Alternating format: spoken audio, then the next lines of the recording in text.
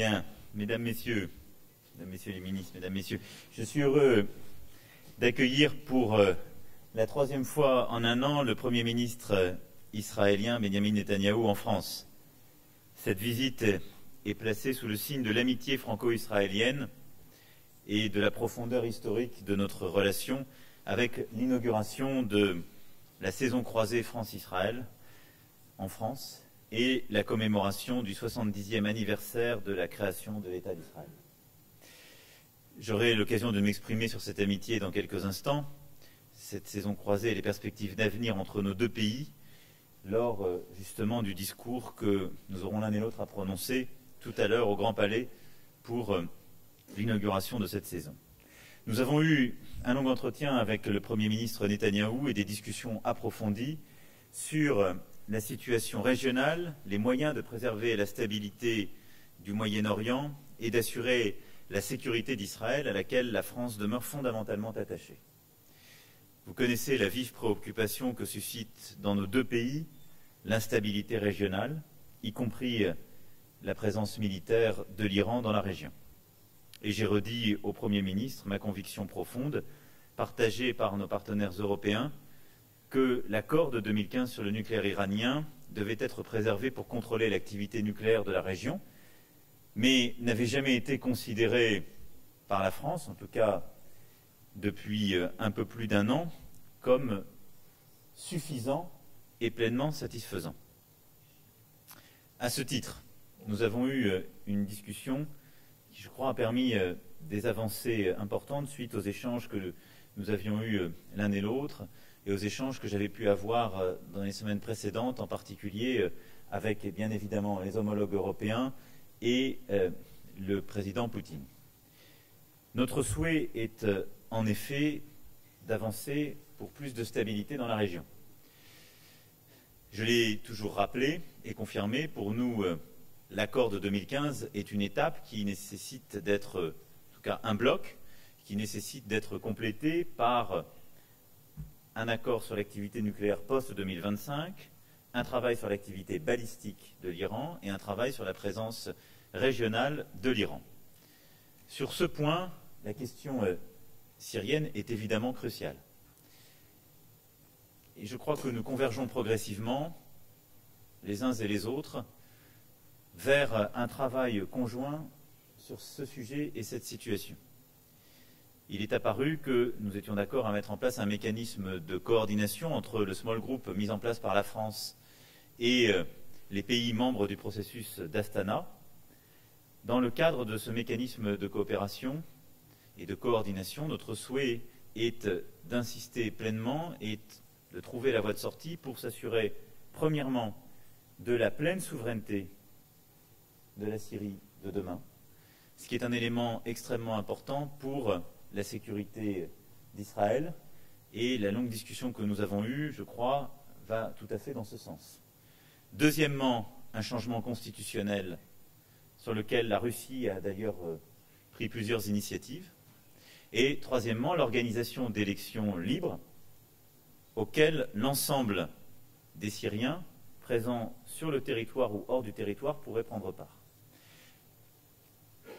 Nous sommes d'accord pour dire qu'un tel processus et un tel mécanisme permettrait d'avancer utilement et d'œuvrer à une plus grande sécurité et est un des éléments de ce règlement régional plus large que j'évoquais. J'ai rappelé notre engagement à lutter contre les menaces à la stabilité régionale qui prennent racine en Syrie en l'absence justement de règlement du conflit sur le plan politique. Et il me semble que ce processus, ce mécanisme de coordination et les avancées que nous devons pousser collectivement et conjointement dans les semaines à venir sont de nature à apporter, en tout cas, des premières réponses à un tel règlement. C'est le message que j'ai porté au cours de ma visite à Moscou la semaine dernière et c'est ce dont nous avons longuement parlé. C'est également, je crois pouvoir le dire ici, un élément important pour la stabilité d'autres pays voisins. Je pense tout particulièrement au Liban. Nous avons également discuté ensemble de la situation liée au conflit israélo-palestinien.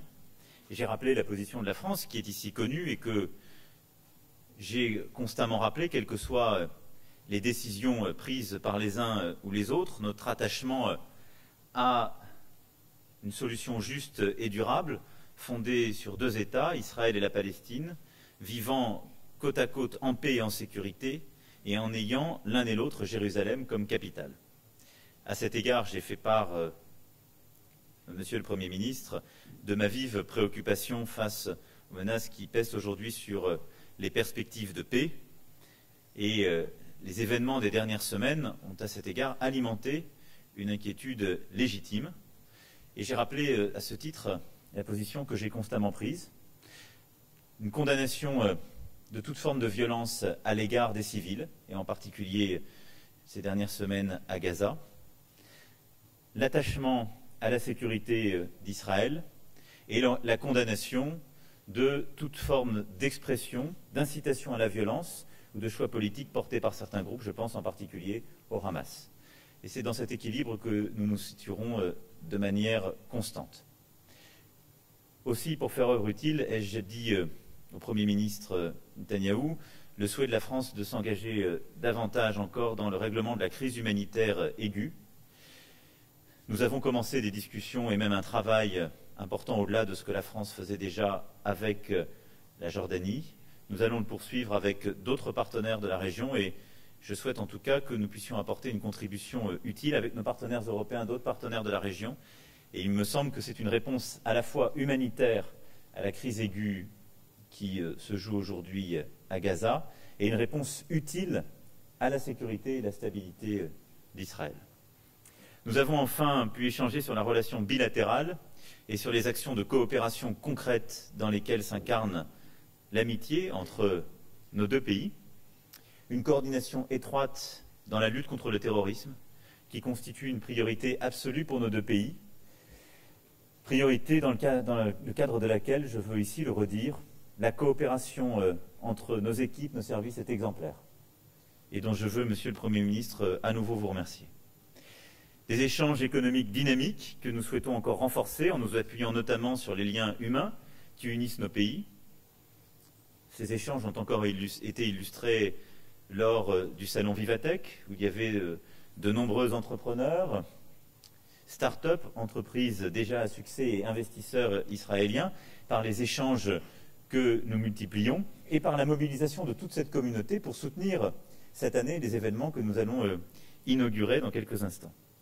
Des relations denses dans le domaine des sciences, de la culture et de l'innovation qui seront mises à l'honneur ces 6 prochains mois avec la saison croisée France-Israël, j'aurai l'occasion d'y revenir tout à l'heure, et le souhait de la France de voir la francophonie davantage se développer en Israël, notamment à travers l'enseignement du français et l'augmentation du nombre d'étudiants israéliens en France. Voilà, mesdames et messieurs, ce que je souhaitais rappeler à l'issue de cet entretien avant de laisser la parole à Monsieur le Premier ministre de répondre à vos questions et puis de nous acheminer vers la suite des événements. Mais permettez-moi, Monsieur le Premier ministre, de former tous les vœux de succès pour cette saison qui commence avant d'aller avec vous l'inaugurer dans quelques instants. Et laissez-moi vous redire tout le plaisir que j'ai à nouveau à vous accueillir à Paris avant de me rendre chez vous dans les mois qui viennent, car c'est l'engagement que j'ai pris, et vous dire combien la relation historique, stratégique, est importante pour notre pays. Merci à vous d'être là. Thank you. Thank you.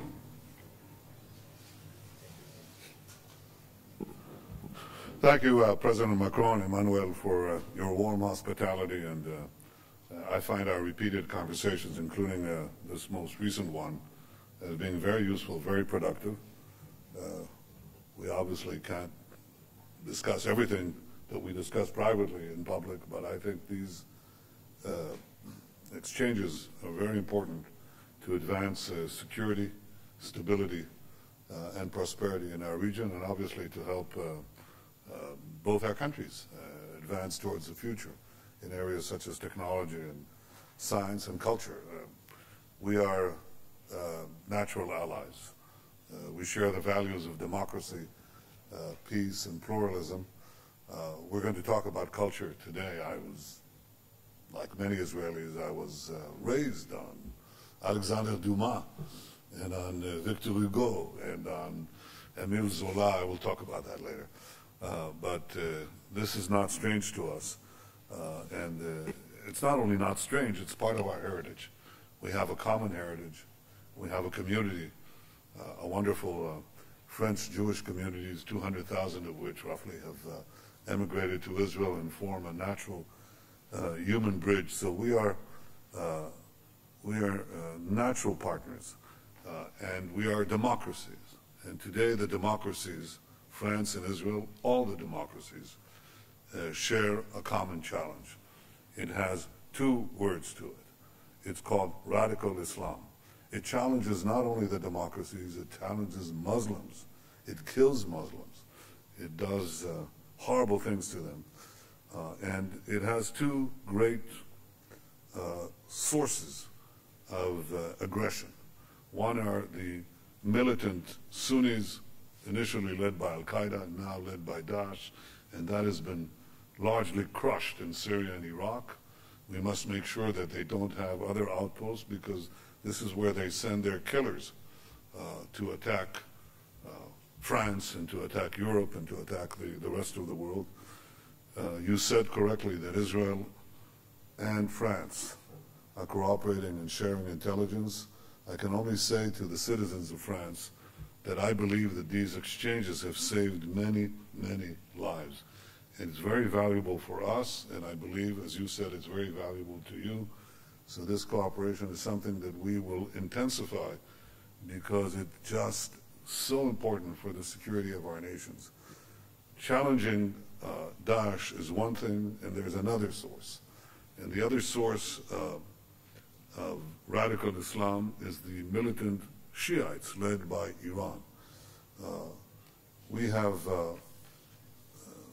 We're doing everything we can to prevent the aggressive designs of Iran, which will ultimately destabilize not only the Middle East in their effort to conquer the Middle East, but destabilize Europe and the world.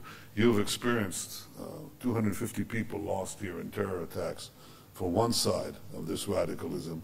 You do not want to have any more. So in addition to fighting terrorism through intelligence cooperation, Israel is also fighting this battle in the Middle East by fighting Daesh in the Middle East, but also by fighting Iran. The greatest threat to the world today, in my view, is nuclear weapons in the hands of a radical Islamic regime like Tehran. The nuclear archive that we uncovered recently proved that Iran lied to the world about its nuclear weapons program. And I believe now is the time to apply maximum pressure on Iran to make sure that their nuclear program doesn't go anywhere. I want to make it clear that I did not ask President Macron to leave the deal. I think that economic realities are going to decide this matter. So it's not what we focused on, actually. What we focused on is, and what I focused on, is to stop Iranian aggression in the region, and specifically Israel's goal, which I think should be shared by all those who seek peace and prosperity and stability in the Middle East, a reconstructed Syria, which you seek. I think that the precursor to that, the precondition to that, is that Iran leaves Syria, all of Syria. It has no business being there. And we must block Iran's plans to transport its army and its weapons, sophisticated and deadly weapons, to Syria, with which to, from which they seek to attack Israel. The ruler of Iran, Ayatollah Khamenei, said 2 days ago that their goal is to eradicate Israel, and for this purpose they want to both pursue nuclear weapons, but also pursue other weapons, bring them close to Israel so they can fire at our cities, at our citizens. We will not accept this. I want to say that this position, I believe, is common right now across the Middle East, but not only with, for us Israelis, but for many, many of the Arab countries there who are themselves threatened by Iranian aggression. The simplest thing, the most direct thing, and the most necessary thing that we need to concentrate on now is to get Iran out of Syria. I want to say a few words about Gaza. What you've seen in recent weeks are not peaceful protests. These are violent riots that are organized by Hamas. They're using human shields to move their terrorists in place. They want to kidnap Israelis. They want to murder Israelis. And these protests are paid by organized by Hamas. They're paid by Hamas. And they are seeking to storm into Israel, capture civilians or soldiers right next to the fence, within meters of the fence, of the border fence. They burn our fields. These are not civilians. And one day, which had the greatest amount of casualties, there were 62 casualties. Hamas openly said there were 50 of the 62 were Hamas terrorists. We have their names, we have their photographs. So this is not what it appears. And it is something that we have a right to defend ourselves against. We exercise that right. We seek to do it in non-lethal means, and we're not successful because Hamas wants these people killed. I said a few minutes ago that just imagine that you had the equivalent of about 20 million people who are governed by a tyrannical terrorist regime who want to storm into France. They say, we want to enter France, we want to destroy France, we want to burn Paris down, and when we cross the border into France, we'll kill any French citizen that we can get our hands on. Obviously, you would act in every way possible to prevent this from happening, and this is exactly what Israel is doing. Here, too, I think that there is a changed attitude in certain parts of the Arab world because they understand this. They're sick and tired of this war against Israel, of this attempt to destroy Israel. They understand that there is a potential partnership with Israel, both for security against Iran and against radical Islam from wherever it comes, but also for a better future, because they believe that they can, these Arab countries believe that they can join Israeli technology to have water, to have agriculture, to have cleaner air, to have IT, to have all the health. All these things are possible, and I think that you should know that they're happening under the surface. There is a change, and I believe ultimately this is the biggest hope for peace. We have to confront the radicals and the terrorists, but at the same time we have to seize the opportunities for advancing a new future, a better life, and it's happening. It is happening now as we speak in the Middle East. This is also true of Israel and France, because as we fight the forces of the past, we embrace the future.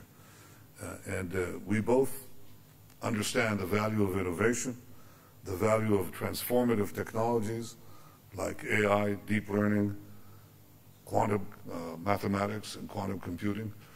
These are not strange words. They're real words. They're changing, fundamentally changing the lives of people. They create new opportunities. I think that in order for them to blossom, you need an economic climate that rewards initiative, rewards enterprise. And I follow with great admiration, Emmanuel, your efforts, valiant efforts in France to create these possibilities. I know the great potential that you have in this country, the great resources that are available, human resources. We think that Israel and France together can do a lot more. Separately, we're doing a lot. Together, we can achieve even greater things. So I want to commend you for this, as I want to also commend you for fighting anti-Semitism. It's been a consistent position that you've espoused. I think it's important because anti-Semitism does show its ugly head here, and the fact that you are taking a resolute stand against it, I think, is important. You rightfully said that anti-Zionism is anti-Semitism. You can say, well, I have nothing against Jews, but I don't think there should be a Jewish state, which is basically what the anti-Zionists are saying. We understand that this is hypocrisy, and I'm glad that you took a clear stand against it. I want to continue to have this cooperation. I look forward in a few minutes to talk about our shared cultural base and our shared goal of innovation and transformation. And I believe that together we'll succeed. So thank you for this meeting, and thank you for this evening and many other evenings as well. Thank you, Emmanuel. Thank you.